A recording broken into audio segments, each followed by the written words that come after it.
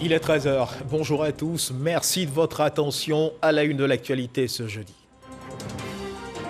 Ouverture hier mercredi à Paris de la rencontre des entrepreneurs francophones initiée par le mouvement des entreprises françaises, le MEDEF. Le Premier ministre Patrick Hachi conduit la délégation ivoirienne. Panel et autres rencontres ont succédé à la cérémonie d'ouverture. À suivre le point de notre reporter Sam Conan dans cette édition. Ouverture maladie universelle, 3 millions de personnes enrôlées à ce jour. Annonce faite par le directeur général de la Caisse nationale d'assurance maladie.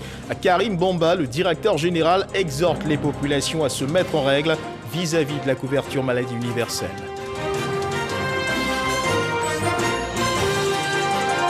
Hissène Habré, l'ex-président tchadien décédé au Sénégal du Covid-19 à l'âge de 79 ans, aura pour dernière demeure le pays de la Teranga. Il sera enterré ce jeudi 26 août au Sénégal, alors que se posait la question du rapatriement de son corps au Tchad. Voilà pour l'essentiel.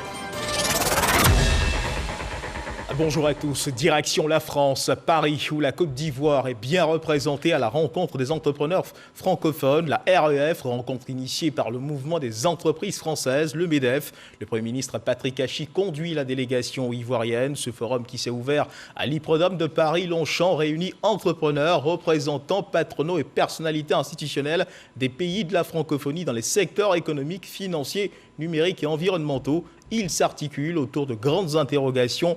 Comment valoriser les économies francophones? Comment construire une action plus efficace autour de la francophonie économique? Depuis Paris, nos envoyés spéciaux, Sephora Zegui et Sam Conan. Hippodrome de Paris-Longchamp ce mardi 24 août à l'ouverture de la rencontre des entrepreneurs francophones. 600 chefs d'entreprise francophones de 31 nationalités présentes à ces assises économiques et financières pour sceller une communauté francophone d'affaires unique au monde. Une initiative privée d'entrepreneurs français pour essayer de créer des opportunités d'affaires entre les pays qui ont la langue française en commun. On a tous fait le constat que la France a perdu des parts de marché ces dernières décennies sur le continent africain. Et donc notre ambition, c'est de convaincre les entreprises françaises que leur développement passe par l'Afrique. Pour des raisons évidentes de proximité géographique, de proximité culturelle, de proximité historique, les entreprises françaises se doivent de s'installer sur le continent africain, d'y nouer des relations de confiance et de long terme. Et j'ai envie de dire que le continent africain est incontournable pour toute entreprise française qui aujourd'hui a une stratégie internationale. Au cœur de ces rencontres, comment construire une action efficace autour de la francophonie économique? À cette interrogation, le Premier ministre ivoirien Patrick Hachi a indiqué que l'Afrique est prête à prendre sa place au sein de l'espace francophone. Face à la pléthore d'entrepreneurs et représentants patronaux des pays de la francophonie, le Premier ministre ivoirien a expliqué la nécessité de renforcer les échanges économiques et les investissements entre pays francophones et plus particulièrement entre les investisseurs français et les pays du continent africain qui comptent le plus de locuteurs francophones dans le monde. En 20 ans, la France a perdu près de la moitié de ses parts de marché en Afrique, passant de 12 à 7%. Les exportations des entreprises françaises ont ainsi doublé sur un marché qui a quadruplé. Un véritable choc de conscience et d'action, et c'est ma seconde conviction, doit donc s'opérer. Et pour ce faire, il nous faudra mener 3 ruptures majeures. La première, pour les acteurs économiques francophones, est de considérer enfin ce marché presque naturel comme une terre prioritaire pour leurs investissements. Ceux-là même qui, hier, ont pu être détournés pour des délocalisations lointaines, aujourd'hui questionnées par la pandémie. Pendant que d'autres acteurs, bien éloignés de notre communauté francophone, ont eu, eux, le flair de venir prendre les places qui n'étaient plus occupées. Il est temps pour les entrepreneurs francophones de ne plus craindre d'agir ou d'investir et d'oser. La seconde rupture doit être, pour nous tous, une libération. Celle du poids d'une histoire complexe, faite de haut et de bas. Mais cette histoire, elle est celle de nos pères, pas la nôtre, ni celle de nos fils. Eux, nos fils, attendent les investissements, les infrastructures, les emplois. N'écoutez pas ces quelques voix qui parlent ici pour eux, sans rien connaître de cette Afrique nouvelle qui naît. Pour notre jeunesse, cette page n'est plus la sienne. Et elle vous attend pour écrire celles qui vont dessiner son avenir et transformer positivement sa vie. La dernière rupture à opérer, elle nous incombe. Nous connaissons les insuffisances de la gouvernance qui ont pu exister dans le monde francophone. Là encore, une page se tourne et notre pays, la Côte d'Ivoire, le prouve. En doublant en 10 ans son PIB par habitant au sortir de 2 décennies de crise, au moyen d'une croissance moyenne de 8% par an jusqu'en 2019. Les Ivoiriens ont accompli sous la gouvernance d'Alassane Ouattara une œuvre collective que bien peu imaginaient. Et notre résilience économique et sanitaire fait face à la pandémie, comme l'ampleur de notre rebond viennent prouver la force de nos fondamentaux.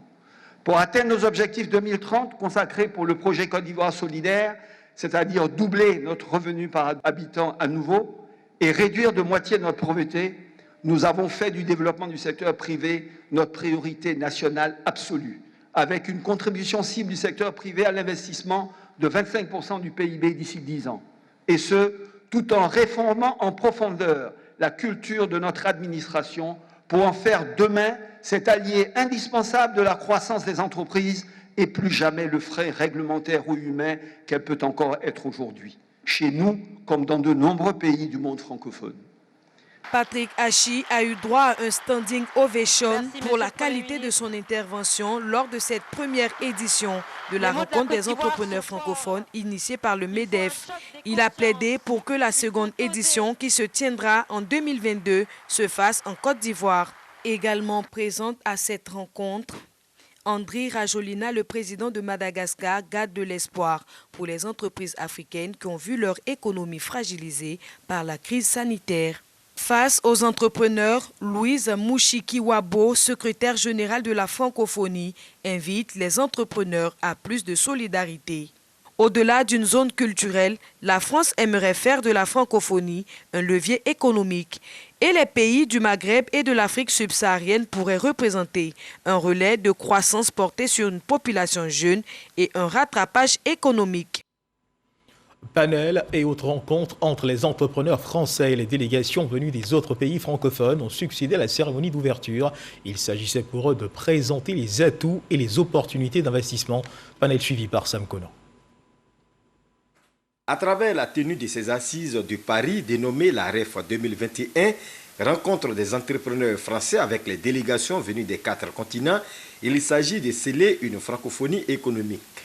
À la suite de la cérémonie d'ouverture, les membres de la délégation ivoirienne ont pris part à une dizaine de panels sur les différentes thématiques. Alors nous avons parlé de l'hydrogène. Donc il faut savoir qu'il y a une évolution technologique importante dans le domaine de l'énergie. C'est l'hydrogène qui va pouvoir à la fois être utilisé comme combustible dans les turbines à gaz. Donc ce sont des partenariats entre des acteurs venant de pays comme la Côte d'Ivoire et d'autres pays de la francophonie qui peuvent permettre de développer ce type de technologie plus rapidement. Nous sommes dans une phase de développement de l'agro-industrie. Et dans ce cadre-là, nous rencontrons des experts et des investisseurs et des partenaires dans le domaine de la transformation agro-industrielle, notamment en ce qui concerne le cacao, la noix de cajou et d'autres commodities. J'ai eu l'honneur de participer à un panel qui portait sur la souveraineté alimentaire. Le secteur privé ivoirien nourrit l'ambition de recevoir l'ensemble du monde francophone en 2022 dans le cadre de la rencontre annuelle du patronat ivoirien. Nous sommes heureux de voir que cette idée-là est soutenue par le chef du gouvernement.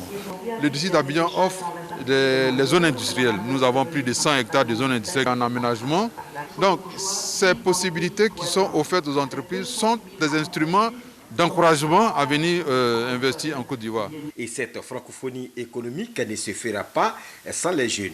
Cela permettra donc de créer beaucoup plus de richesses, donc de créer beaucoup d'emplois et forcément de donner beaucoup plus d'opportunités à la jeunesse africaine, que ce soit en termes donc, de formation, mais surtout en termes d'emploi. Donc la question de l'immigration clandestine donc, des jeunes Africains sera réglée à partir de notre capacité mutuelle à créer un environnement propice à l'épanouissement des jeunes Africains sur le continent.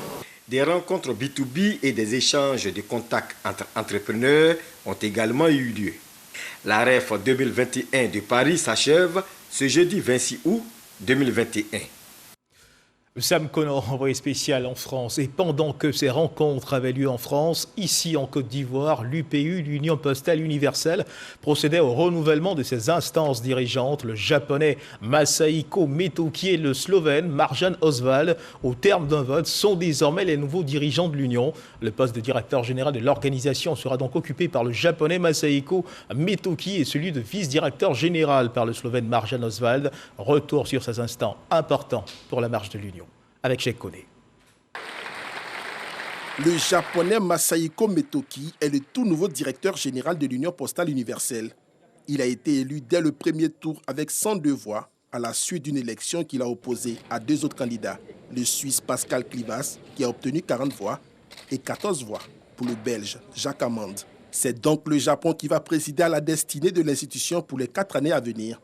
Autre élection, celle du vice-directeur général. Elle a été remportée par le Slovène Marjan Osvald avec 86 voix contre 47 voix pour le Camerounais Younous Dibrin et 21 voix pour l'Argentine Marcela Maron. Ce second scrutin très serré s'est déroulé entre 2 tours pour départager les candidats ayant obtenu le plus de voix. Une élection transparente selon les participants qui ont salué le bon déroulement du scrutin. C'était des votes à bulletins secrets et chacun des pays a exprimé son droit de vote de façon démocratique mais secret. Donc la Côte d'Ivoire a choisi son directeur général et les résultats ont donné que Metoki est le directeur général de l'Union postale universelle, comme tous les autres pays. Quel que soit celui qui est élu, l'Union va continuer de marcher sur la base des textes, des règles et puis des sujets à l'ordre du jour puisque nous avons la stratégie postale d'Abidjan qui doit courir jusqu'en 2024. Nous félicitons le vainqueur et démontre là le leadership du Japon sur les questions postales à travers le monde. Nous le félicitons. Les 2 nouveaux dirigeants de l'UPU ont promis d'accélérer la mise en œuvre de la stratégie d'Abidjan pour les 4 prochaines années. Stratégie qui sera adoptée ce jeudi en plénière. On change de registre à présent pour parler de santé et précisément de la couverture maladie universelle. À ce jour, 3 millions de personnes ont été enrôlées. C'est ce qu'a annoncé le directeur général de la Caisse nationale d'assurance maladie, en abrégé CNAM. La Caisse nationale d'assurance maladie attend plus d'adhésion. Karim Bamba, le directeur général, a exhorté les populations à se mettre en règle vis-à-vis de la couverture maladie universelle. Alec Lavry, Serge Colléa. Ce sont exactement 3 147 235 personnes qui se sont enrôlées pour la couverture maladie universelle. À la date du 23 août 2021, environ 2 900 cartes ont été produites et 2 millions effectivement distribuées. Pour le directeur général Karim Bamba, la CNAM continue la sensibilisation pour accroître ces chiffres. La couverture maladie universelle, a-t-il indiqué, est une réalité avec des prestations de soins exécutées au profit des assurés. Pour pouvoir bénéficier des avantages de la CMU, il faut se faire enrôler. Et l'enrôlement à la CMU, c'est un enrôlement biométrique. C'est ce qui est souvent un peu difficile. Les gens ont un peu la paresse pour se déplacer, pour aller dans nos bureaux. C'est pour que ça soit sécurisé. Donc j'exhorte nos populations à aller là-bas. Au cours de cette journée dite les événements de la CNAM, chefs de communauté, guides religieux, responsables d'associations se sont imprégnés du fonctionnement de la couverture maladie universelle. J'ai été très heureux de participer à cette conférence. Ça m'a fait énormément du bien. J'ai proposé aux organisateurs de nous aider à pouvoir arriver à faire une large diffusion de ce séminaire, parce qu'il m'a réellement touché. Ce fut une belle rencontre. On a appris beaucoup de choses qu'on ignorait jusque-là. Ce qui m'a surtout plu, c'est que désormais, on connaît maintenant les différentes étapes pour pouvoir bénéficier des soins. Les événements de la CNAM constituent une activité pour se rapprocher davantage des populations en leur expliquant les bienfaits de la couverture maladie universelle. Après Atekoubé, les communes de Benjerville et de Koumassi recevront les équipes de la CNAM. Une séance de sensibilisation sur la lutte contre le tabagisme a mis fin à cette rencontre. Et on continue de parler de santé. Il faut continuer d'observer les mesures barrières. Chaque jour, de nouveaux cas de contamination sont enregistrés. À suivre l'évolution de la maladie en Côte d'Ivoire.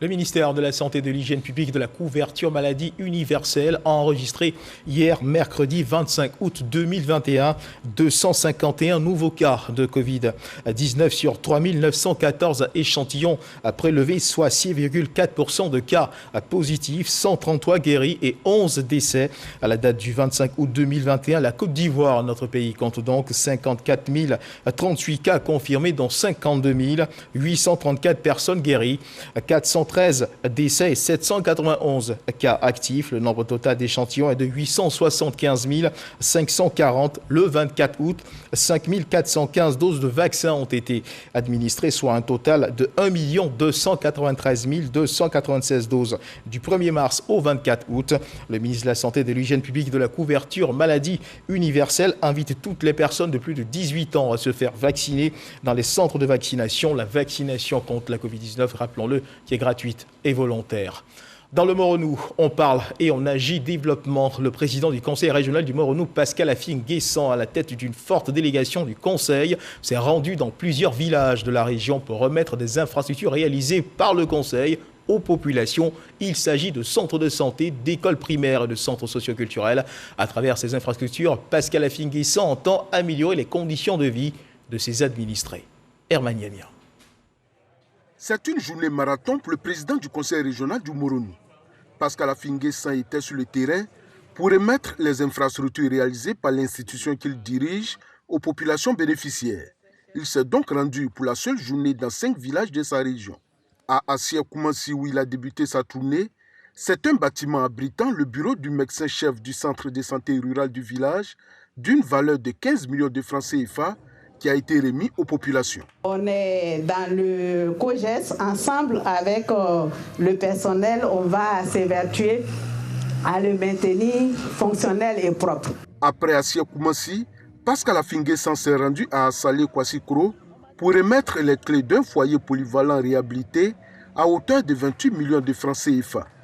À Erobo, dans la sous-préfecture de Krégbe, département d'Ara, c'est un bâtiment scolaire de 3 salles de classe plus bureau d'un coût de 25 millions de francs CFA que la population a réceptionné. Dans le village de Dalosso, dans la sous-préfecture d'Ara, c'est un centre de santé rural plus un logement pour l'infirmier qui a été construit par le conseil régional du Moronou. Ce centre de santé, qui a également reçu l'équipement nécessaire pour son fonctionnement, a coûté en tout 54 millions de francs CFA. Enfin, à Assikro, c'est un bâtiment de 3 salles de classe plus bureau d'un coût de 23 millions de francs CFA qui a été remis aux populations. Vous savez que notre pays a de nombreux déficits, surtout en matière de santé publique, en matière d'éducation, en matière d'hydraulique. En milieu rural, ces choses-là manquent et il est donc bon que les collectivités locales s'impliquent activement et que lorsque les populations vous font confiance pour vous confier cette responsabilité, vous sachiez que le temps compte, vous sachiez qu'il faut aller vite, qu'il faut produire au maximum les infrastructures. Pascal Afing-Guessant a indiqué que les investissements vont se multiplier afin de sortir les populations de sa circonscription de la précarité. Une trentaine de lauréats issus de 7 pays ont été récompensés au cours de la 20e édition du Prix africain de l'émergence et du développement organisé à Yamoussoukro par le réseau des professionnels de la communication pour l'intégration africaine. Nguessan Kofi-Lataï, secrétaire d'État chargé du logement social, a été désigné Grand Prix du meilleur acteur de développement local en tant que président du conseil régional du Nzi et Super Prix spécial platine pour ses actions dans son département ministériel. Soro Corona. Le prix du meilleur acteur de développement local en tant que président du conseil régional du Nzi et super prix spécial platine pour ses actions dans son département ministériel. 2 prix décernés à Lataï Kofi Nguessan, secrétaire d'État chargé du logement social. Avec lui, une trentaine de lauréats venus de 7 pays. C'était au cours de la 20e édition du prix africain de l'émergence et du développement à Yamoussoukro. C'est une fondation qui travaille particulièrement pour l'émancipation de la femme et de la jeunesse. Ce qu'on fait modestement à son poste, dans la discrétion, soit quand même observé et reconnu publiquement un jour. Bon, je demande à tous les jeunes de travailler, ils vont arriver là où nous sommes aujourd'hui, sinon nous dépasser. Une initiative du réseau des professionnels de la communication pour l'émergence africaine. Cette organisation a décidé de promouvoir l'excellence au niveau continental. Pendant 20 ans, nous avons sillonné de nombreuses contrées africaines, toujours en train de lancer le message de l'intégration, le message de paix, le message du renforcement des liens entre peuples africains.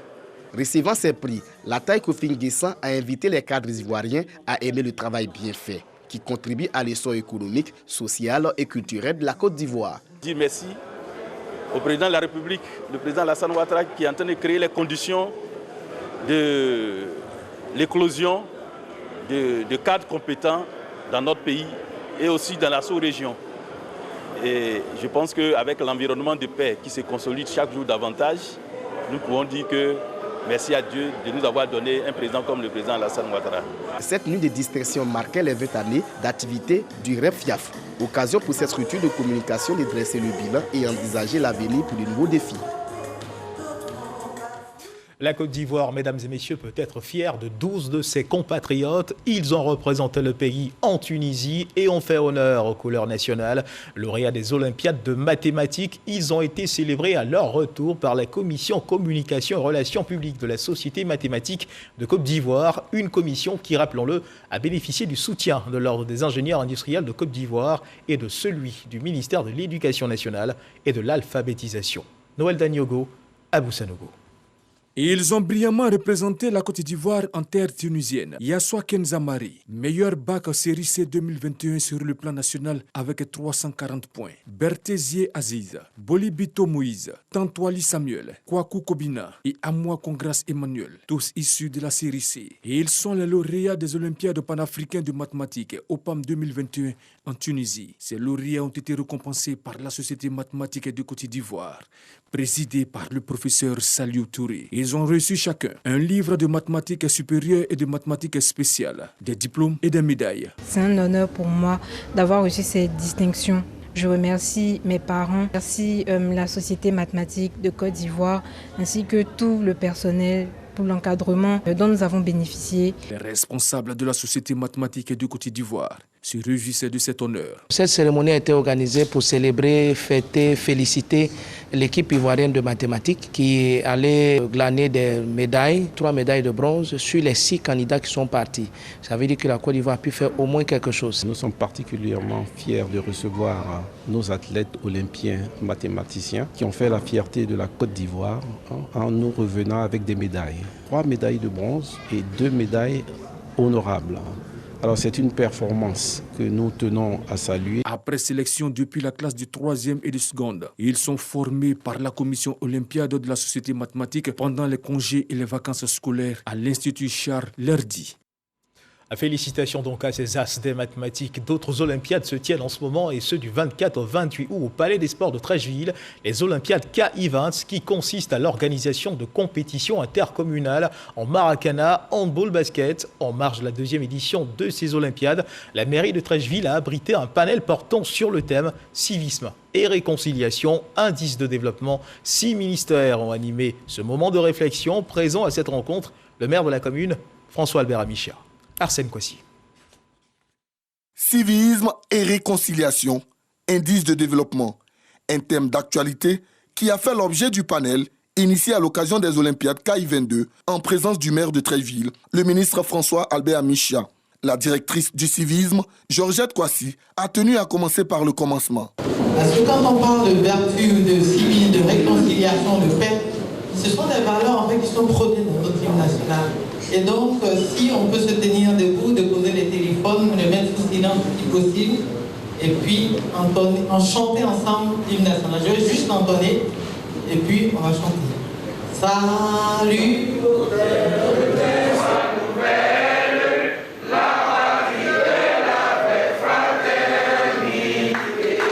À sa suite, tour à tour, Golibi Marturin, représentant du ministère en charge de la bonne gouvernance, Adjé Maurice, représentant le ministère en charge de la réconciliation, Nguessan Kima, représentante du ministère en charge de l'éducation nationale, Kona André, représentant du ministère en charge des Sports, et Kwaku Etienne, représentant du ministère des Transports, sont unanimes. Il faut respecter les règles établies dans un pays et aussi travailler à la cohésion nationale si l'on aspire au développement. Ils ont aussi proposé des solutions qui peuvent se résumer en 3 points: la sensibilisation, la formation et la répression. Pour accompagner ces brillants exposés, un concours de sketch sur le thème de la corruption a opposé 4 troupes théâtrales et a vu la victoire du groupe Yekanjo. La commissaire des Olympiades, Cathy Touré-Kodo, et sa team sont repartis satisfaits de ce panel. Les Olympiades KI22 ont démarré le mardi 24 août avec le basketball qui a vu la qualification de Treichville, Cocody et Port-Bouët pour la finale. Les compétitions se poursuivent jusqu'au 28 août avec le handball et le maracana. Le samedi matin est réservé à l'éco-running, une randonnée écologique à Treichville.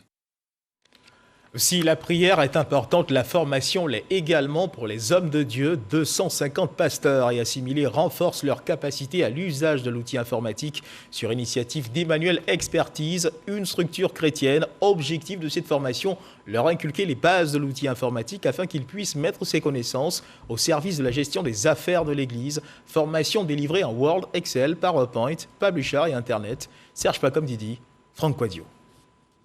La méconnaissance des TIC, particulièrement de l'informatique en ce 3e millénaire, paraît aujourd'hui comme une grave forme d'analphabétisme.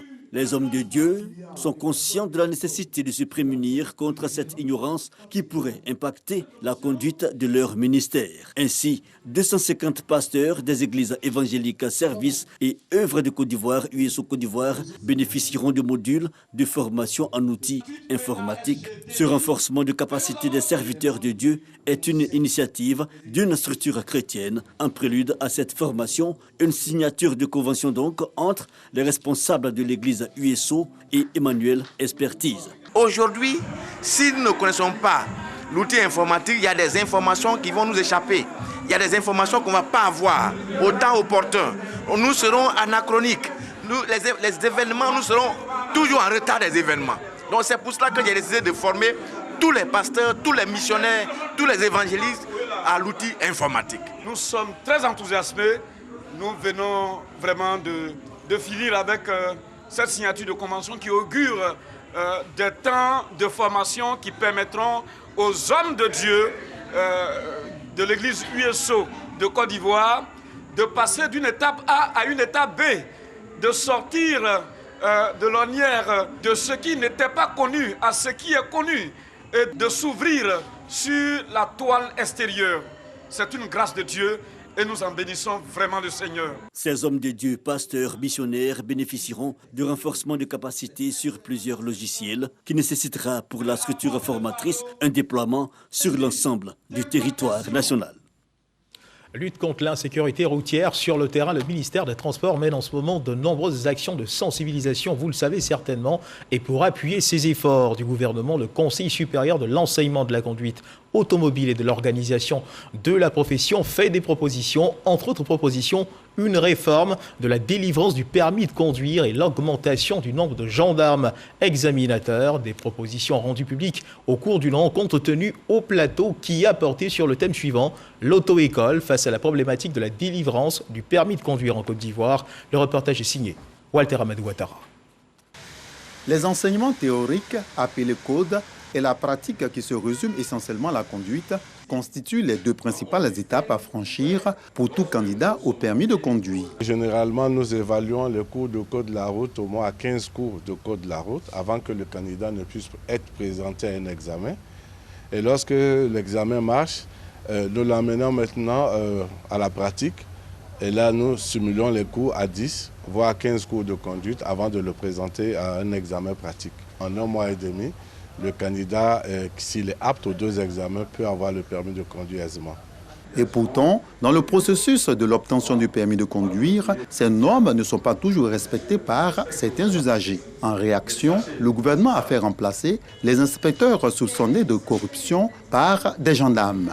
C'est pour contribuer aux efforts du gouvernement, à travers l'assainissement du secteur de l'auto-école, que le groupement professionnel de propriétaires d'établissements d'enseignement de la conduite automobile s'organise. Une organisation qui vise surtout à faire face aux soucis de fonctionnement que le secteur connaît. Entre autres difficultés énoncées, le nombre insuffisant des gendarmes examinateurs, 25 dont 15 pour Abidjan, et la quantité croissante des candidats en quête du permis de conduire. Relativement à cette situation, le Conseil supérieur de l'enseignement de la conduite automobile et de l'organisation de la profession souhaite une réforme du système. Les permis se passent en dehors des examens. On ne passe pas par une auto-école régulière pour former quelqu'un et aller à un examen. Et comme le ministère de la Défense fait partie de la Commission nationale de sécurité routière, nous proposons que le ministère de la Défense prenne les responsabilités et former les gendarmes dès le départ pour exercer ce métier-là. Ces propositions ont été faites au cours d'une rencontre tenue autour du thème « L'auto-école face à la problématique de la délivrance du permis de conduire en Côte d'Ivoire ». Dans l'actualité internationale, direction le Sénégal, décédé au Sénégal du Covid-19 à l'âge de 79 ans, l'ancien président tchadien Hissène Habré sera enterré ce jeudi 26 août au Sénégal alors que se posait la question du rapatriement de son corps au Tchad. L'ancien chef de l'État habitait depuis 31 ans au Sénégal après avoir été renversé par Idriss Déby Itno. C'est au Sénégal qu'il avait été condamné à perpétuité en 2016 pour crimes contre l'humanité durant son règne de 1982 à 1990. Et c'est sur cette information que se referment les pages de cette édition. Merci de nous avoir suivis. Agréable début d'après-midi. Dieu garde la Côte d'Ivoire.